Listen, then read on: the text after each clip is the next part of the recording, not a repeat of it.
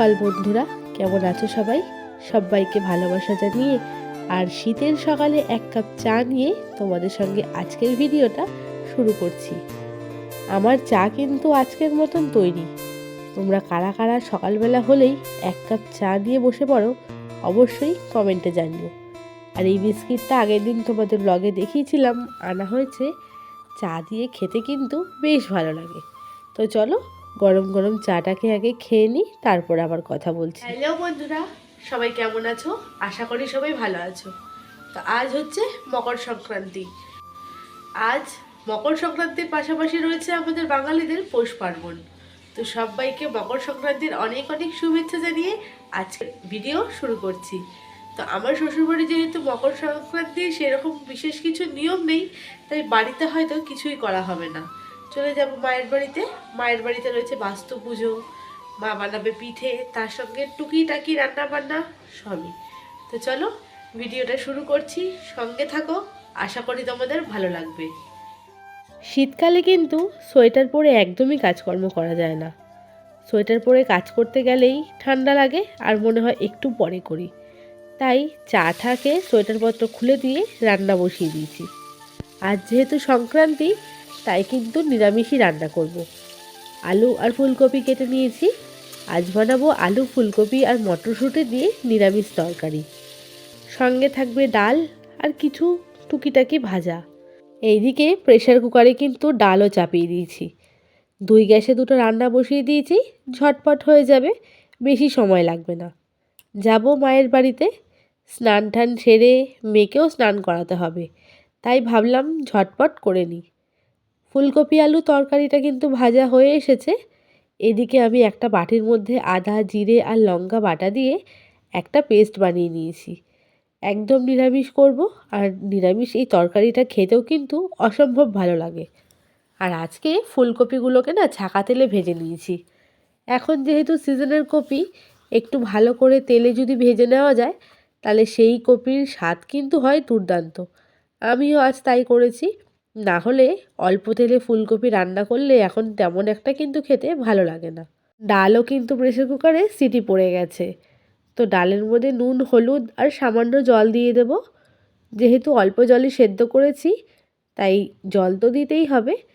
তো বন্ধুরা, পৌষ সংক্রান্তির দিনে তোমাদের কার কার বাড়িতে কী কী রান্না হয়েছে অবশ্যই জানিও। আজ আবার মায়ের বাড়িতে রয়েছে বাস্তু পুজো। এই পুজোটা কিন্তু ছোট থেকেই দেখে আসছি যে মায়ের বাড়িতে হয়, তাই আমি আজকে তাড়াহুড়োই করছি বলতে পারো। এইদিকে মশলা কিন্তু কষানো প্রায় হয়ে এসেছে। আলুগুলো একটু শক্ত রয়েছে, কষাতে কষাতে আর ঝোলের জল দিলেই সেটাও কিন্তু নরম হয়ে যাবে। তো ফুলকপিগুলো দিয়ে দিচ্ছি। এবার ফুলকপি দিয়ে আর সমস্ত মশলা দিয়ে একসঙ্গে ভালো করে কষিয়ে নেব। এই তরকারিটা কিন্তু আমরা কম বেশি সবাই পারি, তবে আমি কিভাবে করলাম সেইটাই নয় আজকে তোমাদের সঙ্গে শেয়ার করছি। তো মশলা দিয়ে কপিটাকেও ভালো করে কষিয়ে নিচ্ছি। আবারও একটু ঢাকা দিয়ে দেব, তাহলে আলুটা যেটুকু শক্ত রয়েছে সেইটা কিন্তু নরম হয়ে যাবে।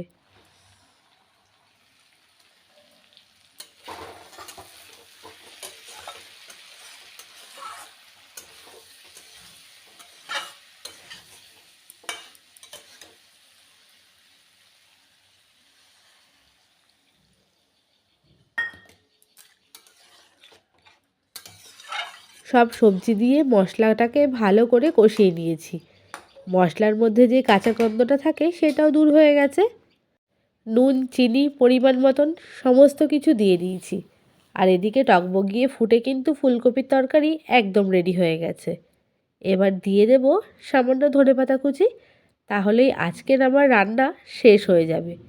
এদিকে মাও ফোন করছে বারবার আসার জন্য। আর তরকারির ওপরে সবুজ ধনেপাতাটা দেওয়ায় কিন্তু তরকারির কালারটাই চেঞ্জ হয়ে গেল।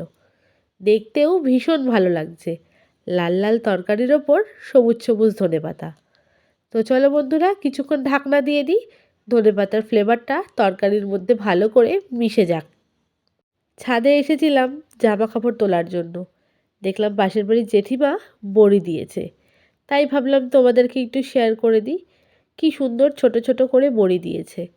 আর এদিকে জোয়ানটাকে লেবুর রস আর বিট নুন দিয়ে রোদে শুকাচ্ছে। এই জোয়ানটা কিন্তু অবশ্য আমার টেস্ট করা হয়ে গেছে, দারুণ হয়েছে খেতে। আজ তবে আরও একটু বেশি লেবুর রস দিয়ে শোকাচ্ছে। বড়িগুলো সকাল সকাল দিয়েছে, প্রায় অনেকটা কিন্তু শুকিয়ে এসেছে। আরও কিছুক্ষণ রোদে থাকলে আর একদিন রোদে রাখলে কিন্তু বড়ি একদম তৈরি হয়ে যাবে।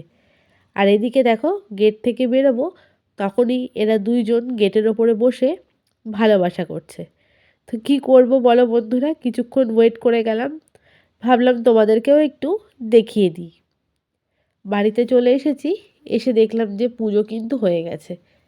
বাস্তু পুজোর নিয়ম অনেকেরই রয়েছে, আমার মায়ের বাড়িতে কিন্তু এটা ছোট থেকেই হয়।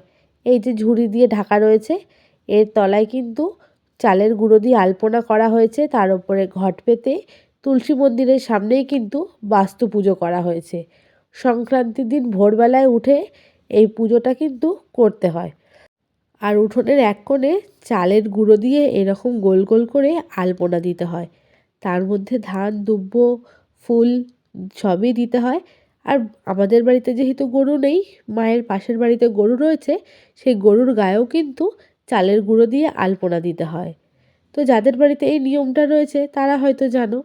তো দেখো এখানে বসে পড়েছি আমি, সংক্রান্তির দিনে আমার মায়ের বাড়িতে যেটা নিয়ম যে সরা পিঠে বা চিতই পিঠে করতে হয়, তো তারই প্রস্তুতি নিচ্ছি। এখন তো যেহেতু মিক্সি হয়ে গেছে, তাই শিলপাটায় আর চাল গুঁড়ো করতে হয় না। নাহলে ছোটো থেকে দেখে এসেছি কিন্তু মা শিলনোড়াতেই চাল গুঁড়ো করতো। তাই আমি বললাম যে শিলনোড়াতে কষ্ট করে আর চাল গুঁড়ো করতে হবে না, আমি মিক্সচারেই ভালো করে তোমাকে চাল বেটে দিই। তো চাল বাটা হয়ে গেছে, মিক্সির জার থেকে ঢেলে নিয়েছি, নুন দিয়ে ভালো করে এটাকে ফেটিয়ে নেব।